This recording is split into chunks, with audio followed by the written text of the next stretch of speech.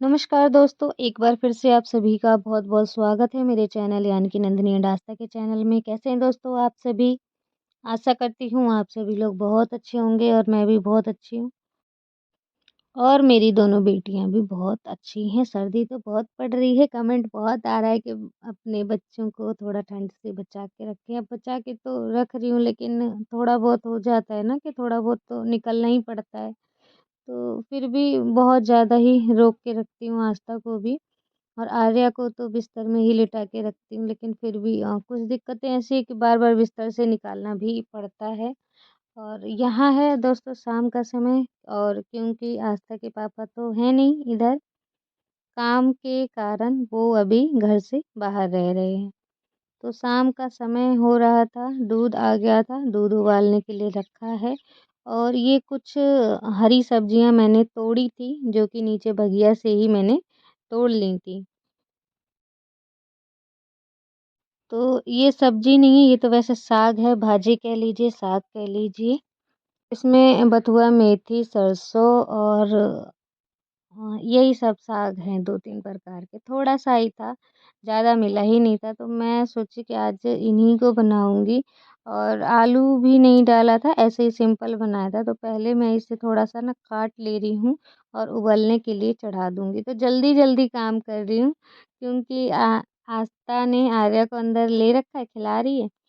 और आज आर्या ना रोने लगे इस चक्कर में जल्दी-जल्दी मैं अपने काम समेट रही हूँ कि फिर वरना वो रोने लगती है, उसे भी देखना होता है। तो यहाँ पे देखिए दूध उबल गया है और ये जो हरी साग थी इसे भी थोड़ा उबलने के लिए रखना है। और अभी कट भी नहीं पाए थे और चूल्हा इतनी तेज़ जल रहा है कि मैंने फिर रख दिया है उबलने के लिए।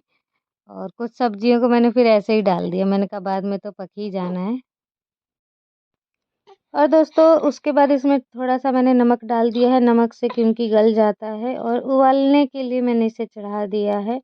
और अभी अंदर पता नहीं जाना था किसी काम से, आस्था बुला रही थी मुझे।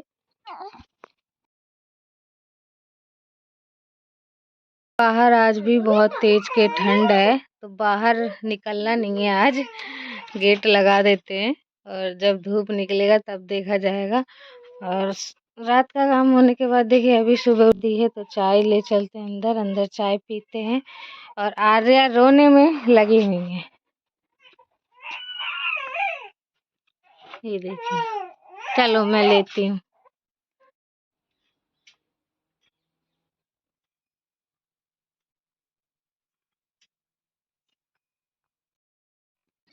दोस्तों अब हो गई थी सुबह और मैं बना रही थी सुबह का खाना। तो आज रखी थी फ्रिज में मूली रखी थी, तो मैंने कहा चलो मूली के पराठे बना देते हैं। और इस ठंड में ना अभी आज पहली बार मैंने बनाया है मूली के पराठे। आटे में ही मिक्स कर दूंगी, इसे किस के रख लिया था। तो इसे आटे में मिला लूँगी और थोड़ा-सा अजवाइन और नमक मिलाऊँगी और हरी मिर्ची भी मिला के इसे गूँथ दूँगी। और उसके बाद बनाएँगे इसके थोड़े से मोटे-मोटे से पराठे बनेंगे। पतले नहीं बनाऊँगी क्योंकि मूली का जो ये काटा है ना, ये थोड़ा-सा मोटा-मोटा कट गया है। इसके कारण पराठे भी थोड़े से मोटे-मोटे बनेंगे। तो दोस्तों आस्था के पापा के बगैर घर के सारे काम संभालना, 2 बच्चों को संभालना और गाय भी बंधी है, उसकी भी सानी-आनी बनानी होती है। और ठंड इतनी बेजोड़ पड़ रही है कि कुछ भी काम करने का मन ही नहीं करता। ठंड सुबह तो इतनी लगती है कि निकलने का रज़ाई से मन नहीं होता, लेकिन ऐसी ठंड में ऐसी परिस्थिति हो गई कि सब कुछ अकेले ही बिल्कुल सँभालना पड़ रहा है और बहुत ही ज़्यादा दिक्कत हो रही है क्योंकि अभी आर्या बहुत छोटी है, अगर वो थोड़ी-सी बड़ी होती तो इतनी ज़्यादा दिक्कतें नहीं होती। तो दोस्तों यहाँ पे आटा गूँथ दिया है और चूल्हा अभी जलाया नहीं है, तो चूल्हे को भी जला लूँगी। आटा पहले इसलिए गूँथ लिया क्योंकि सर्दियों के दिनों में अगर आटा पहले गूँथ के रख लो तो थोड़ा-सा नरम होने में टाइम लगता है। तो अभी मैंने आग जला ली है यहाँ पे चटनी बनाने के लिए। टमाटर, लहसुन और लाल मिर्ची लिए हैं। तो अब पहले इसे पीस लेते हैं और उसके बाद पराठे बनाऊँगी। अभी चूल्हा ना जल ही रहा है बिल्कुल और तवा गरम हो रहा है।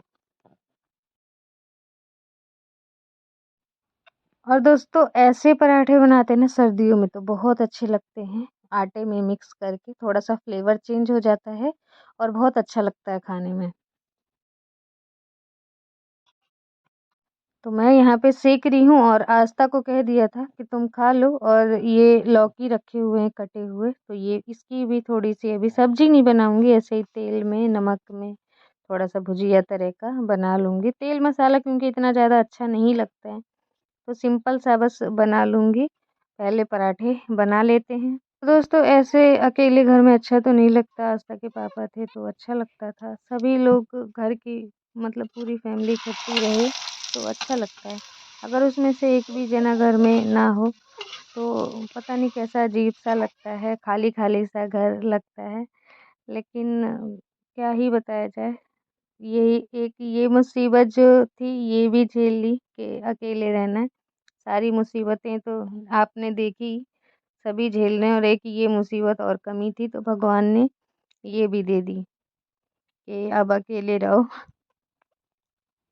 तो देखिए दोस्तों इतने पराठे बन गए थे और आस्था को बोल दिया था मैंने खाने के लिए गरम-गरम खा लो। और यहाँ पे आग क्योंकि जल रहा था तब तक मैंने कढ़ाई चढ़ा दी है। और लौकी ये जो हैं ये नीचे से ही तोड़ी हुई हैं, जो हमने छोटा-सा सब्जियों का वो लगाया है, बगीचा या कछुआरा कह लीजिए। तो वहीं से तोड़ लिए थे आस्था ने 2-3 इकट्ठी।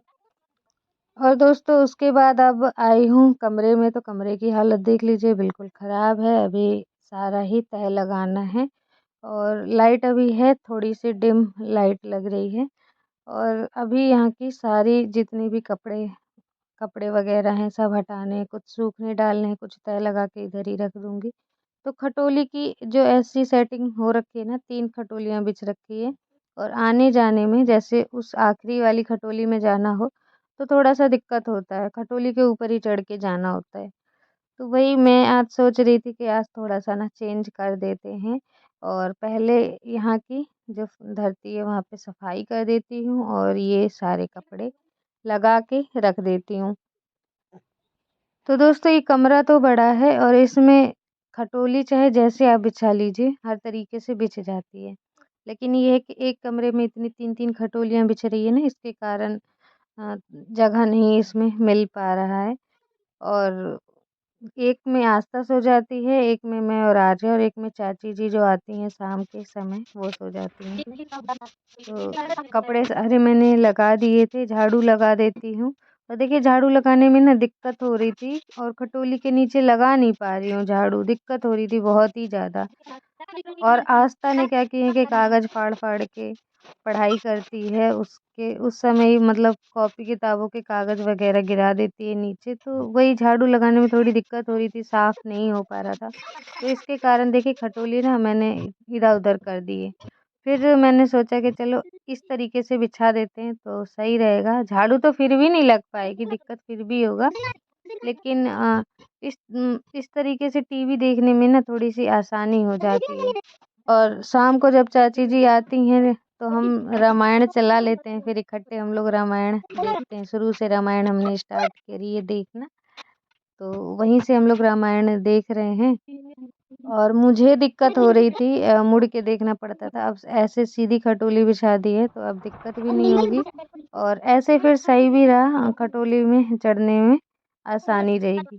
तो दोस्तों ये खटोलियाँ लग जाए, झाड़ू लगा दूँ, उसके बाद थोड़ा-सा टाल भी करना है, क्योंकि बहुत दिन हो गए टाल नहीं हुआ है तो धूल-मिट्टी बहुत ज़्यादा हो रही थी और बहुत ज़्यादा परेशान होना पड़ रहा था, झाड़ू लगा रही थी जब बहुत धूल हो रही थी।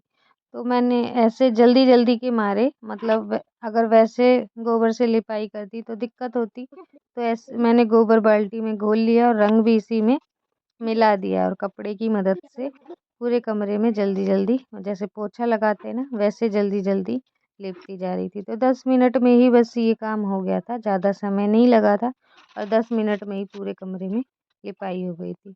तो अभी यहाँ पे थोड़ा-सा और गेरू मिला दिया था बाल्टी में, कलर क्योंकि फीका-फीका आ रहा था, तो और मिला दिया है जिससे और थोड़ा कलर आए। और लेकिन ये है कि कपड़े से अगर लीपो तो वो टिकता नहीं है ज़्यादा दिन तक, तुरंत ही खराब हो जाता है 2-4 दिन में ही। और हाथों से लिपाई कर दो तो वो थोड़ा-सा टिक जाता है और उसमें धूल भी कम निकलती है, इसमें धूल भी पूरी निकलेगी। तो दोस्तों ये बस जल्दीबाजी का काम था, बहुत ज़्यादा धूल सा हो रहा था कमरा, अभी झाड़ू लगाया था तो बहुत धूल-धूल सी हो रही थी। तो बस जल्दी-जल्दी के चक्कर में मैंने ऐसे ही कर दिया है। और ये है कि 2-4 दिन टिक जाएगा, उसके बाद फिर समय मिलेगा तो ऐसे ही फिर से लिपाई कर दूँगी। खटोली के नीचे भी छोड़ दिया था, थोड़ा-थोड़ा सा जो है जगह में लगा दिया है, कर दी है, जहाँ पे चला-फिरी होती है, आना-जाना होता है। तो दोस्तों कमेंट ये आ रहा था कि जहाँ जूता-चप्पल आप रखते हैं और बाहर की तरफ से पुताई कर दो। तो कर दूँगी जब धीरे-धीरे जो भी थोड़े बहुत अभी काम होते जा रहे हैं, जैसे-जैसे समय मिलता जाएगा तो पुताई कर दूँगी। और कमेंट ये भी आ रहा था कि आपकी आस्था बहुत समझदार है। तो हाँ, वो है थोड़ी बहुत समझदार तो है, ऐसा नहीं है जो कह दो तो कर देती है। फिर मेरा जो अभी सहारा है वो आस्था ही है और थोड़े बहुत काम-वाम भी आस्था जो है कर देती है। और ये भी कमेंट आ रहा था दोस्तों कि पानी वाला काम मत किया करो और मट्टी को भी हाथ मत लगाया करो। तो कुछ काम ऐसे हैं जो कि करने ही पड़ते हैं और ना करो तो फिर काम भी नहीं चलेगा, क्योंकि बर्तन धोने ही पड़ते हैं, कपड़े थोड़े बहुत धोने ही पड़ते हैं। जितना भी थोड़ा बहुत बचना चाहो, लेकिन इस सर्दी में भी थोड़े-थोड़े पानी वाले काम तो करने ही पड़ते हैं। अगर आस्था के पापा होते भी फिर भी ये सभी काम मेरे ही थे, जो कि ज़रूरी होते ही हैं। और नहीं, अगर कपड़े नहीं धोएँगे, बर्तन नहीं धोएँगे तो काम कैसे चलेगा? अगर कपड़े ना धो तो सूखने में भी उसे समय लगता है। और इन दिनों तो धूप भी नहीं निकल रही है, और धूप के मारे ही जब कभी धूप निकल आती है तो थोड़े से कपड़े धो के डाल देती हूँ सूखने के लिए।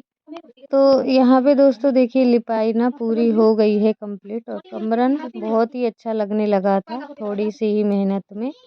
और उसके बाद आ गई यहाँ पे। वैसे तो काम देखिए एक दिन में फिर भी बहुत होते हैं, और लेकिन आपको बस थोड़ा बहुत ही दिखाया जाता है काम कि जो थोड़े बहुत किए हो काम, बस वही। और इसके बाद थोड़े से बर्तन भी धोए थे, कपड़े भी धोए थे, आर्या के, आस्था के, खुद के। तो बहुत सारे काम हो जाते हैं, लेकिन ब्लॉग उतना बड़ा नहीं बनाया, छोटा ही ब्लॉग बनाया है। और खाना-पीना बन गया था, चूल्हे की आग भर दी है, और क्योंकि तापने के भी काम आ जाता है चूल्हे की आग।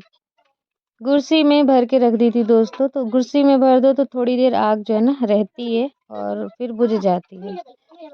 तो यहाँ पे कर दे रही हूँ चूल्हे की लिपाई, और घर के काम और सभी खत्म हैं, उसके बाद नहाना-धोना होगा। तो दोस्तों आशा करती हूँ आज का ब्लॉग आप सभी को पसंद आया होगा। अगर पसंद आया है तो वीडियो को लाइक कीजिए, चैनल को सब्सक्राइब करना बिल्कुल भी ना भूलें। मिलूँगी आपसे अगले ब्लॉग में एक अच्छे से ब्लॉग के साथ। तब तक के लिए बाय बाय, टेक केयर, अपना ध्यान रखिए, खूब खुश रहिए। नमस्कार दोस्तों।